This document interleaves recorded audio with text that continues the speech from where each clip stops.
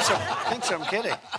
It's true. The Republican Party has grown incredibly from where it was, and we have a whole different group of people in the Republican Party.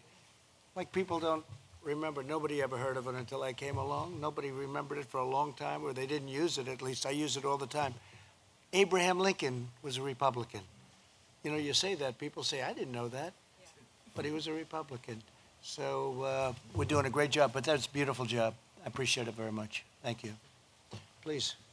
Sir, my name is Orlando Gutierrez Bornat. I represent the Assembly of the Cuban Resistance. It's the main coalition of pro-democracy organizations in the Cuban exile community. And what I want to do is very briefly share with you 4 memories of my life that helped me understand what socialism is, or communism is. Okay. First of all, I want to thank God for this opportunity, for many different reasons. And it brings back one of my clearest memories of Cuba, which was sitting in one of those big, beautiful Havana churches, and the church was almost empty. My grandmother, myself, 2 or 3 more people, the priest doing mass. People were afraid to worship. People were afraid to go to church because they would put mobs outside to insult you when you came in or when you walked out, and you would be discriminated if you believed in God, persecuted. Rosa Maria's family knows that experience very well. And everywhere communism and socialism have come to, the first freedom they strike at is religious freedom. Why are they knocking down the statues of Jesus? Because they've done it everywhere they've gone. Whether it's a synagogue, a temple, a church, that's their target. St. Augustine said that the source of all other freedoms was religious freedom. The right to believe or not to believe, to have faith or not to have faith, that's fundamental. And that's one of the first things communism in Cuba tried to eradicate. They tried to wipe out Christianity in Cuba. For this very powerful reason, and for many others, free Cubans, Cuban Americans, have been at the forefront of the struggle against communism in Cuba and around the world. Thousands of Cubans have died in that struggle. Thousands have been imprisoned. Many are still in prison today. It's been a very long struggle, and this community has been visited many times by different leaders who made a lot of promises. Few of those promises, the most glaring being the Bay of Pigs, have been kept. And that's why, one of the reasons why I thank God for being here is that I wanted the opportunity to thank you, because you came through. I was there when they gave you the Bay of Pigs award. I was one of the speakers at that day. I was honored to do so. Right. And what you said that day, what you've been working on ever since, closely with Mario, who's untiring, relentless in the struggle for Cuban freedom, you've come through. And you know, Cubans have been without a homeland for so long. We've been in this struggle for so long that one of the things we cherish is loyalty and gratitude. And we are grateful to you. And we're good friends to have. Because once someone has served the cause of freedom in Cuba and behaved like you have, we will be loyal to you forever. Title III, Title IV have empowered Cubans legally to fight for justice. The strategic sanctions aimed at the military and the intelligence and security sectors have weakened them. That's why we've seen in the past months, in the past few weeks, protests against this regime in Santa Clara, in Moa, in Holguín, in key cities in Cuba. Every time Cubans see that the state is weakened and they have a chance to fight, they fight. They go out and they struggle. That's why it's especially important at this point in time that we have a strong Radio Martí, a strong TV Martí, a strong Radio República, all these stations which are transmitting uncensored, accurate, objective information to Cubans. Cuba is the base for the communist occupation of Venezuela and Nicaragua.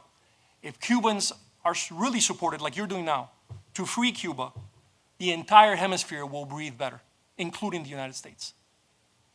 The second memory I want to share with you is that right before we left Cuba, my parents spent 5 years trying to get out of Cuba. My father, for the crime of being an electrical engineer, they didn't want him to go. So he had to go to a work camp, etc., etc. A few days before leaving, my father took me to different places in Havana to show me Havana before we left. Because he said, you know, we may never come here again. And he never returned. He never saw his city again.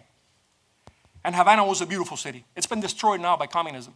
And it's a beautiful city because between 1902 and 1959, in less than 60 years, Cubans took that island from being devastated by genocide and Spanish occupation to being one of the leading Latin American countries with a thriving economy.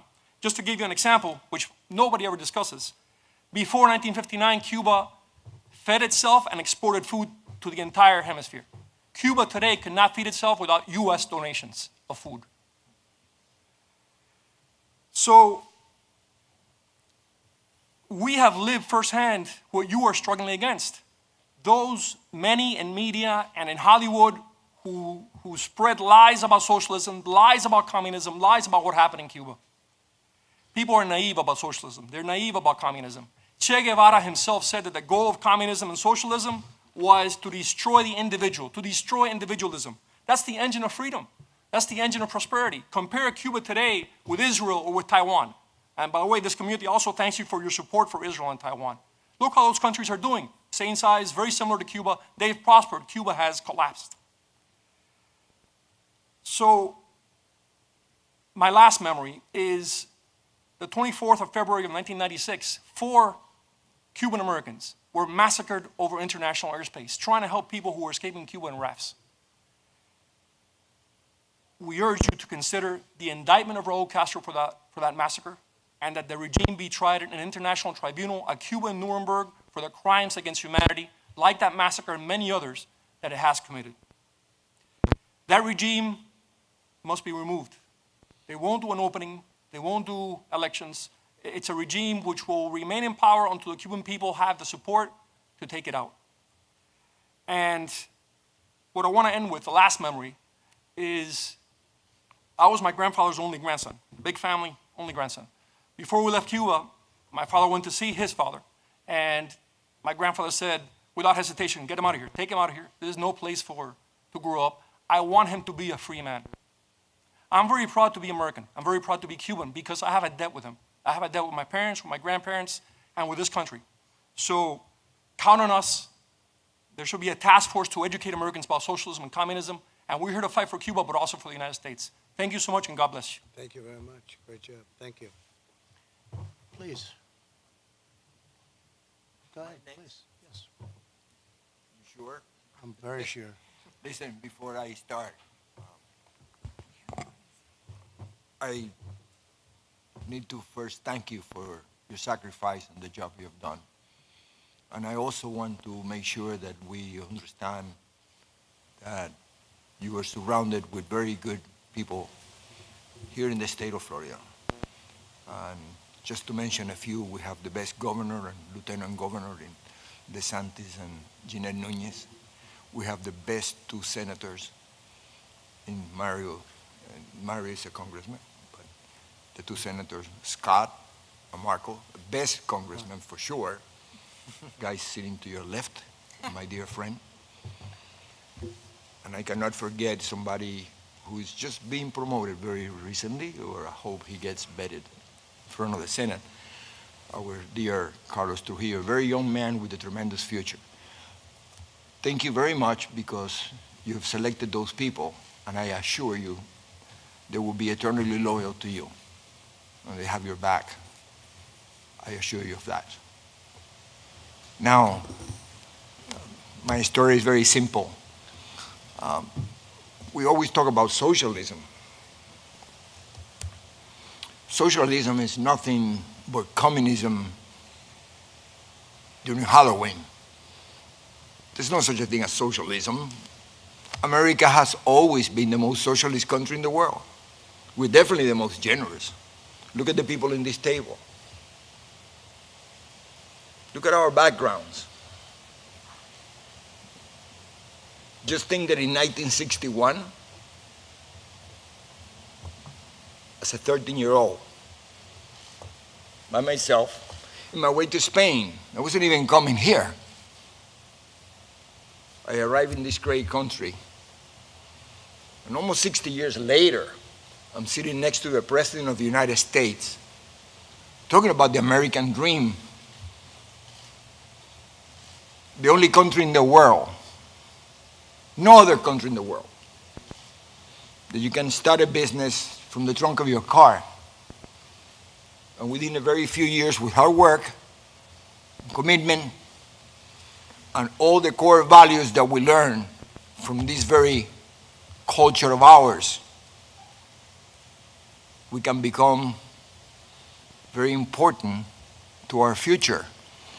We can become those people who make the next generation better than the one before.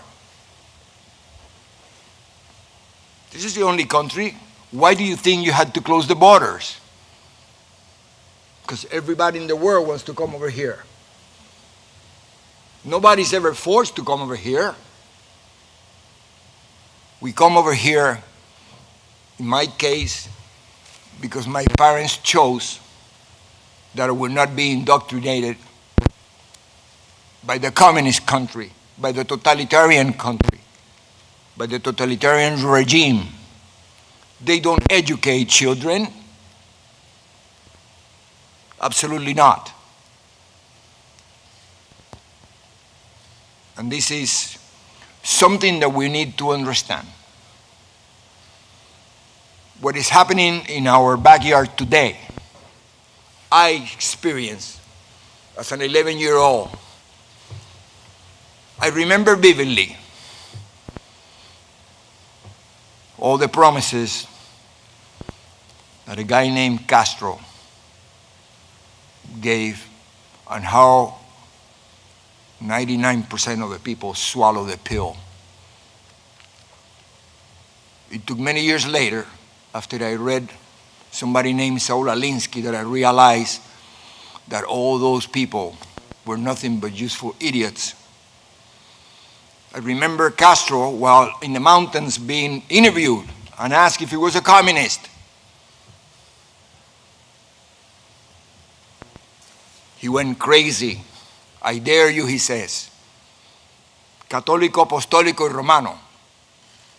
I'm a Roman Catholic. Educated by the Jesuits, he was. How dare you? We even have a priest in the mountains. We used to have priests in the mountains. I remember, I was the Marist brothers, Christopher Columbus here, for those of you know.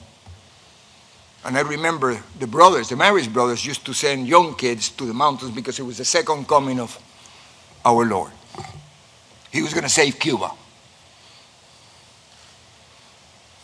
I remember how he promised to the farmers, to the Guajiros, that you're going to own the land. I remember all the promises that we hear today about free education and free health care and free land. And my God, no freedom.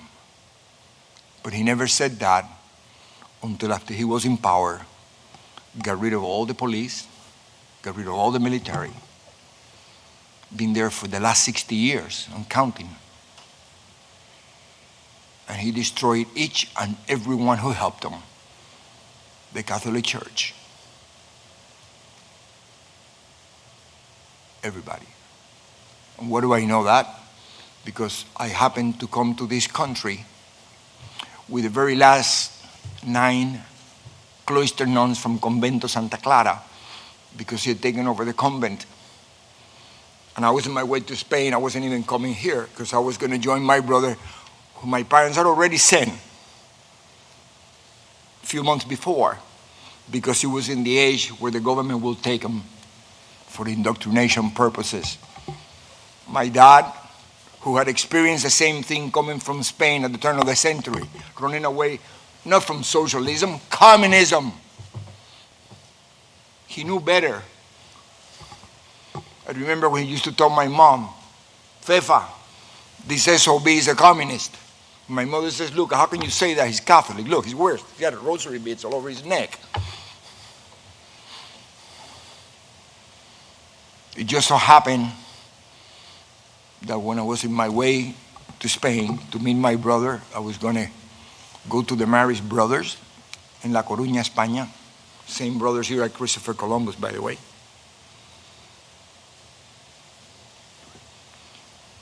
My brother died, and I was kept in this country. Greatest blessing I ever had.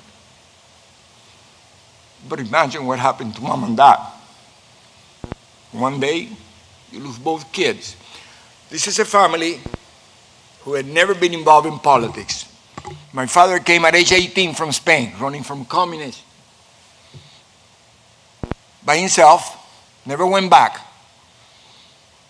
After a long, long life of sacrifice, when he was about to enjoy the fruit of his labors, just like a president that is helping us today, because he could have been just having a good time. One of his many beautiful golf courses, I know. But yet he gave up enjoying the fruit of his labors to do this. So did my dad. That's why I love you. Exactly the same. So when they're about to do that, from one day to the next, they end up in this country with the shirt that he was wearing on his back. And Little Maximo have been here already 4 years. But thank God for Pedro Pan. Talking about socialism, Catholic Church, 14,000 kids who came like me in this country without parents. And we were provided an opportunity. This is what makes our country great. They didn't give me free nothing. They gave me the opportunity. That is the most valuable thing in the world. Now, when I said they didn't give me any free something, please understand that at 13 years old, I had to be provided with a home. I had to be provided with food and an education. That is socialism. That's Americanism. That's the America that these people are trying to destroy today by using funny terms like socialism. They're not. They're communist. Don't ever forget that. I know our president understands that because he knows. He's been all over the world and you're surrounded with great people, very loyal people. And we have our back. I remember the first time I gave a little speech about something like this, to tell him about I came from Cuba and blah, blah, blah.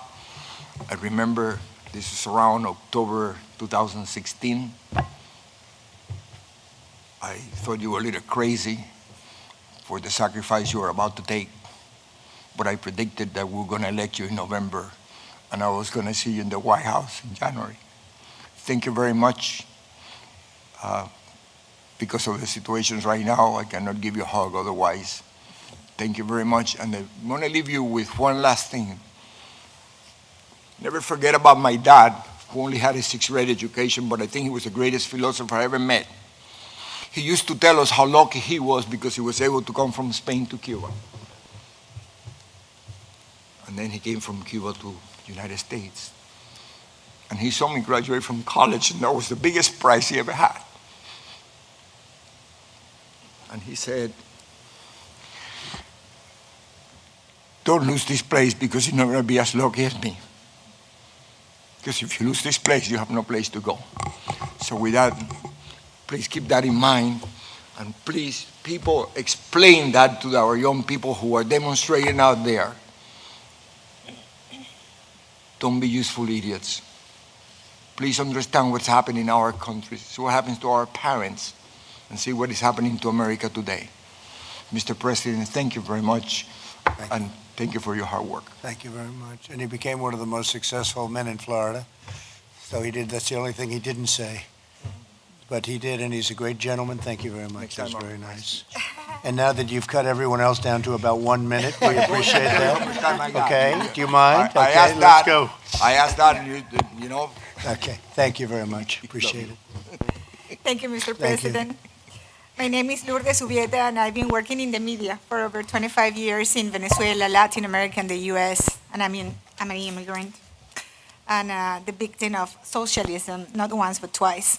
I was born in Venezuela to exiled Cuban parents who escaped the Castro communist tyranny and made a very successful life in other times, prosperous, but always generous Venezuela.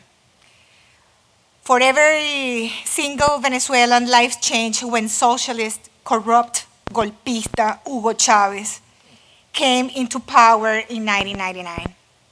After 2 decades of socialism in Venezuela, the country is destroyed. We are a poorer society with a failing purchasing power that limits the market for almost everything. 79.3% of Venezuelan families can't afford the basic food basket. Child mortality has dramatically increased. More than 500,000 100,000 households live in ranchos, what we call like favelas. Just 1 out of 4 homes, Mr. President, has running water every day. Just 1 out of 10 homes has power every day. Out of 7.8 million children in the country, 40% report difficulties to attend school for problems with water supplies, blackout, no food at home, lack of transport, or lack of teachers. In conclusion, around half of the more vulnerable population can complete 12 years of school or graduate, which will help in some way to reduce the risk of remaining in poverty. We are 28.4 million people because about 5 million of us are abroad. Migration made us not only fewer, but older. We have more senior citizens, more fragile in terms of health and productivity.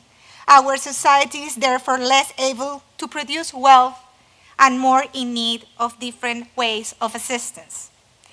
This is the reality, Mr. President, of 6 out of every 10 Venezuelan families. This number places Venezuela as the poorest country in Latin America and the Caribbean right now. Chavismo destroyed the economy, our internal capacity to produce food and basic services. It ravaged the oil industry to the point that we can't even produce our own gasoline. Above all this, Mr. President, transnational organized crime controls Venezuela. Drug cartels, Colombian guerrillas, international mobs, and Iranian-financed terrorists operate freely under the Chavista regime with the Cuban agenda.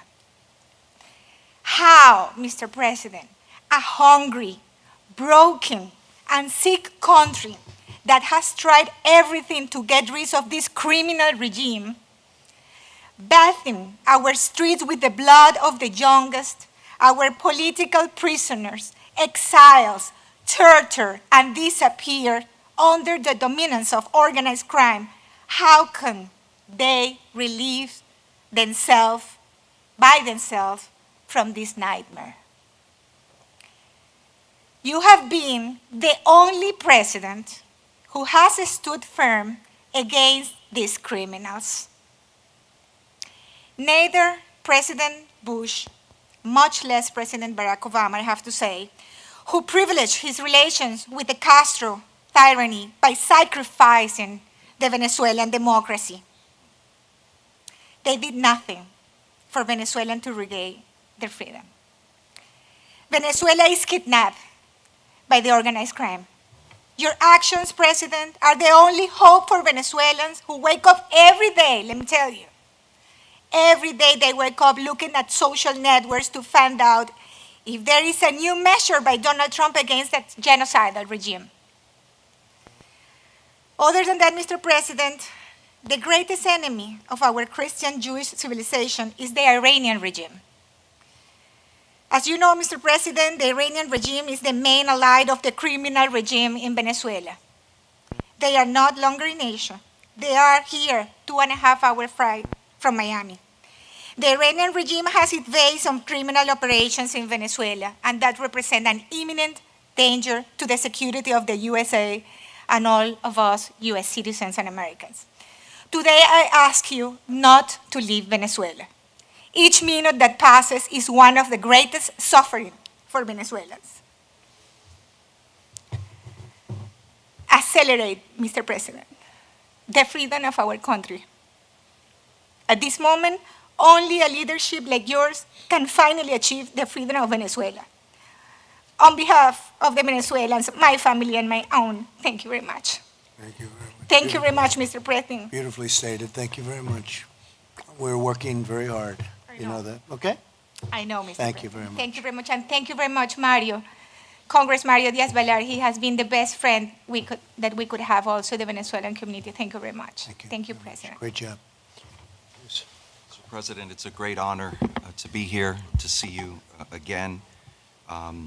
My name is Mario Bramnick. I'm a local pastor in South Florida. We also have the Latino Coalition for Israel, following your great work of moving the embassy, and you've been the best friend of Israel that Israel ever has had. Also had the honor of serving on the National Hispanic Advisory Council for 2016 with Jenny Korn, and now on the Advisory Board of Latinos for Trump. I cannot express our gratitude for the sacrifice that you and your family have made for our nation.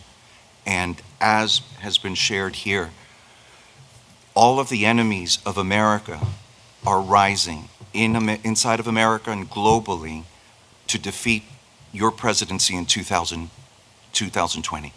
We can see, because of what God is doing in your life and over your life, it is God's hand as a modern day Cyrus that's upon you.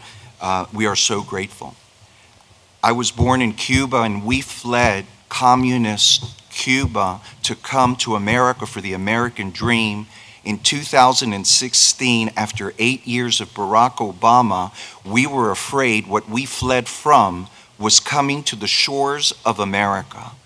And now we're being told that Barack Obama and Hillary Clinton are moderates compared to the new Democratic Socialist Party of Biden, Ocasio, Saunders. I mean, I think we should have a go-fund trips to Venezuela and Cuba to see how good socialism would be for our nation. It's unheard of. None of us here would have ever imagined that we would be seeing what we are seeing here now. I mean, it's really the socialist, anarchist, anti-Christian party. The only good thing is that the American public has a clear description of what we're up against. The Castro government murdered my wife's father when she was 5. We visited Cuba a year ago, and there's such poverty and misery where professionals make $80 a month. There's shortages of all kinds of food, and they live in buildings that would be unsafe structures here in America. Thank you for cracking down on the Castro regime and reversing Obama's détente. We as Cuban Americans are grateful and applaud that action. Under a Biden administration, he would undo that action and begin to support the communist regime. Thank you. Before COVID-19, we had the best record Hispanic unemployment of 3.9%, lowest poverty rate amongst Hispanics, and the Hispanic median income was best than ever. We're seeing an amazing economic turnaround, and you, Mr. President, are our best hope to make America great again. There's no one else that can do what you did, and we know you're already doing it now. And I've been with you so often. We love you. Te amamos mucho. I know your heart for the Hispanics. I know your heart for the immigrants. I know your heart for the African Americans. I was with Pastor Paula at the beginning, and I said, at the end of your terms, you will be known as a champion for Hispanic Americans and for African Americans, and I believe all will know, because I know your heart and your labor for our community. Thank you. We had the honor of being with you yesterday at the Rose Garden for your new White House Hispanic Prosperity Initiative, empowering Hispanic Americans to prosper and giving us the opportunity for each to achieve the American dream. We as Cuban Americans loved President Reagan. Many of us became Republicans during the Reagan era because of his strong stand and strong economics, but I believe that you are the best president for our community in the history of our nation. And we do see God's hand upon you. We applaud the U.S.-Mexican trade agreement, what you're doing with Mexico, what you're doing with Central America. And I believe that Cyrus mantle over your life also, in a sense, the leadership. In our organization, we deal with heads of state in Latin America on their move of their embassy. They're all looking to your leadership, to the Vice President, to this administration. And really, there's so much in the balance. And I'll end with this. We were at a White House dinner, and I said, Mr. President, we pray for you. There's a bullseye on your chest. And there's a terrible attack against you, your family, and what you have to endure. And we're praying for you, for the First Lady, and for your family. But it's not so much an attack against you. It's an attack against the soul of our nation. You are what is standing between capitalism and communism. You are what is standing between prosperity and poverty, between liberty and tyranny for our nation. I would dread to think what would happen if you're not our president, but I know with all that you're doing and because of God's hand upon you that we will prevail in 2020. If we lose 2020, we lose our nation. Our freedom of speech, our freedom of religion, as was mentioned, and our freedom of press, and yet there's a complicit press not realizing what they're supporting, they're going to lose their own rights.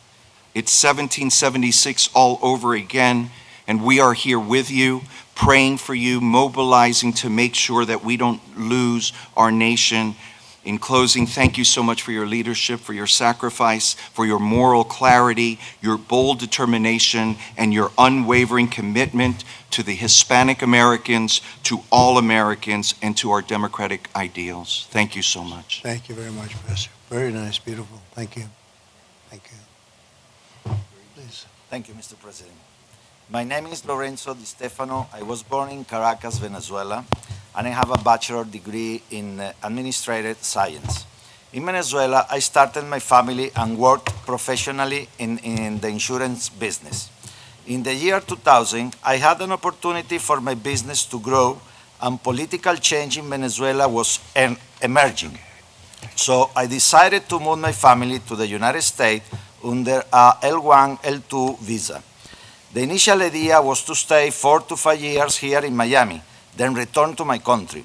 But due to the political disaster in Venezuela, we decided to choose an American residency and stay in Miami. I was lucky to invest in the gastronomic field, which was a hobby for me, but it became a reality, and so I was one of the owners of El Arepaso. As the business was growing and due to fire in El Arepaso 2 was created. And in less than a year, the partnership dissolves, making me the sole owner of El Arepaso 2.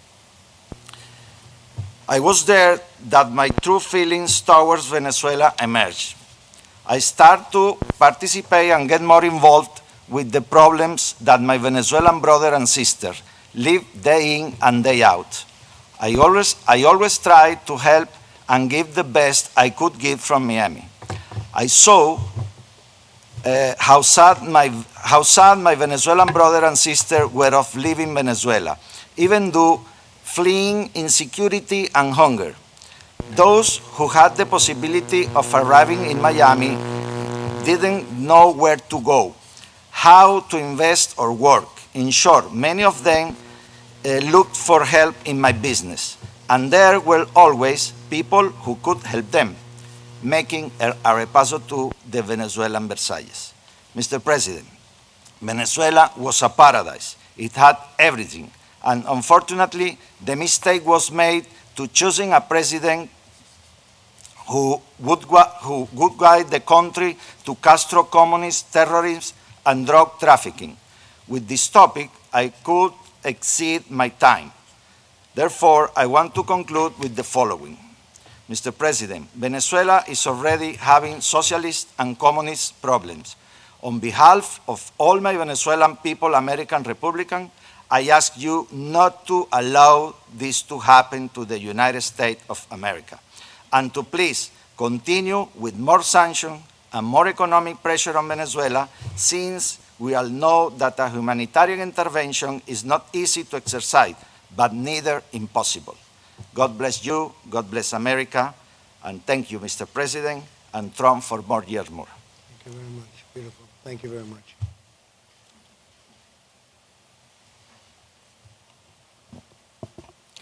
Thank you so much, Mr. President. I'm truly honored to be here as a voice for freedom of the Cuban people and among so dear friends. Thank you, Mr. President, for meeting with us today, for your friendship, and for standing with us, the Cuban people, who wants to be free to decide our own destiny. Thank you, Mr. President, also, for your historic actions to support democracy in Cuba and to pressure the cruel communist dictatorship. Our Cuban people suffer constant oppression from the socialist state. For more than 6 decades, communist Castro regime has imposed the culture of the exclusion and the discrimination against any Cuban with a divergent expression. They abolished our civil liberties, our freedom of faith and of speech. They tried to delete our history, our faith, and our culture. The Castro regime tied the hands of the Cuban people to make us poor and dependent, because communism mutilates the human soul in order to control the society. And those who raise their voice in favor of freedom, in favor of justice, those are risking prison and even death. This July 22nd will mark 8 years since my father, Oswaldo Paya, was assassinated by the communist regime. My father founded and led the Christian movement for liberation. He was a leader of the political opposition, but he was also a moral leader to thousands and thousands of people who demanded a right to have a voice and participate to change the system. He was the most generous man I ever met, and he was killed by the communist regime. They were trying to kill his legacy because they were in fear of the faithful, in fear of the conviction of a silent majority awakening and demanding freedom. And although the communist regime was able to kill my father, they were not able to kill his legacy. They were not able to extinguish the resolve of our people to secure our liberation. On the contrary, our resolve is stronger than ever. We carry on his work. Our movement grows faster every day. We will not relent until we are free. We are going to finish what he and many others started. I'm a freedom fighter, but there are many of us among Cuba and in this table also. And I know that you, Mr. President, you are also a fighter for the freedom of the United States and the freedom of the world. Mr. President, I invite you to join me in commemorating July 22nd to honor the victims of communism in all the Americas, to honor all of those who have fought and died defending democracy in Venezuela, in Nicaragua, in Cuba, and in other parts of our continent also. It is important, it's vital to raise our voices to call for liberation of the political prisoners and to stop the impunity of the Castro regime. The same impunity that Castro felt when he killed my father, thinking that the world was not going to react. Mr. President, Cuba is in crisis. Families are living through a deep humanitarian crisis and political repression, a crisis caused by the existence of a corrupt and criminal regime, a regime that has nothing to offer to their own people but repression and violence, and that's what they are implementing right now against the citizenry. People are being detained, threatened, stripped from their cell phones, even physically assaulted, beaten up in the streets, taken to prison, simply for taking a photo in the streets or posting in social media. That's the level of fear and the weakness of the Castro regime right now. This is why your solidarity and the humanitarian help and the economic opportunities that Cuba needs should be directed only towards the Cuban people, preventing intervention from the regime, because the repressors should be cut out. We count on you, Mr. President, to continue shutting down all of the dictatorship sources of funding, which it uses to sustain the Cuban military its apparatus of oppression, and its narco-terrorist activities. Mr. President, this hemisphere has paid a high price for tolerating 6 decades of Castro communism in Cuba. A regime that has caused the end of the democracy in Venezuela and in Nicaragua, and the largest refugee crisis of our lives. It is time to end it. The regime that infiltrated societies to spread chaos, hate, and division, and destabilize their democratic governments throughout the hemisphere and also here in the United States. Throughout the use of propaganda, the communist ideology has contaminated the minds and soul of young people in Latin America and in the United States. It is time to tell them the truth. President Trump, this dictatorship threatens peace and security of the continent. As you know, they are involved in criminal and terrorist-related activities, drug trafficking persons through the communist medical brigades, corruption, providing sanctuary and support to terrorists. Mr. President, I encourage you to indict Raúl Castro, Díaz-Canel, and all top officials of the regime. And very importantly, I encourage you to designate the Cuban military, its intelligence services, and the Cuban Communist Party as foreign terrorist organizations because their relation with the crime and the narco-terrorism threatening the region. Our movement, Cuba Decides, is a national and global initiative to force the Cuban regime to submit to the will of the people and leave. It is imperative that all the nations in the free world support the Cuban people's fight for a change, because the victory of the democracy in Cuba is essential to open the path to peace, prosperity, and stability in the whole hemisphere. Mr. President, my father, in a letter to the Congress, to the United States, he said that we Cubans, we want to be free and we want to be friends with the American people. Please accept this coffin link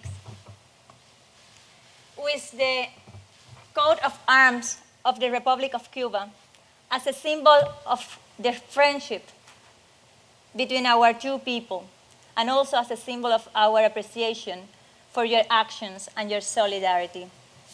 Thank you so much, Mr. President. Thank you very much. I'm looking forward to working together with you very soon for the streets of a free Cuba. Thank you so much. Thank you very much. Thank you very much. Well, I want to thank everybody. I will not forget what I heard today.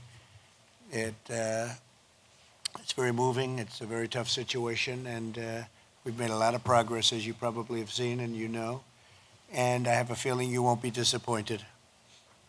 And by the way, 2020 is very important. Very important. So good luck to everybody. Thank you. Really a good job. Beautiful job. I won't forget. You have a great representative right here. So Mario will be speaking. Okay? Thank you very much. Thank you. Thank you very much.